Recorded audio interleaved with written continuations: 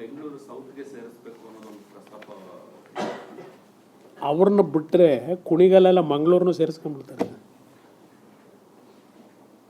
ಇನ್ನೇನಿನ್ನು 2 ವರ್ಷದಲ್ಲಿ ಏನೇನಾಯ್ತವೆ. ಮೊದಲು ಮಾಡಬೇಕಾದ ಕೆಲಸ ಮಾಡಿದೆ, ಅದಿಲ್ಲಿ ಸೇರಿಸ್ತೀನಿ ಇದಲ್ಲಿ ಸೇರಿಸ್ತೀನಿ ಅಂತ ಕೂತ್ಕೊಂಡ್ರೆ ಡೆವಲಪ್ಮೆಂಟ್ ಆಗುತ್ತಾ?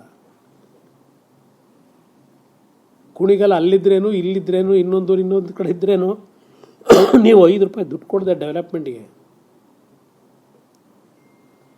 ಸುಮ್ಮನೆ ಇವನು ಯಾವುದೋ ಪ್ಲೇಸಸ್ನ ಬದಲಾವಣೆ ಮಾಡ್ಕೊಂಡ್ರೆ ಡೆವಲಪ್ ಆಗುತ್ತಾ?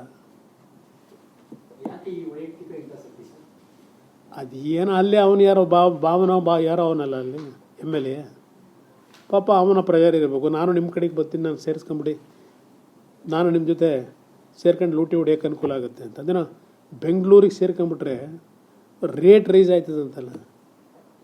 ಬೆಂಗಳೂರು ದಕ್ಷಿಣ ಅಂತ ಮಾಡೋರಲ್ಲ ಈಗ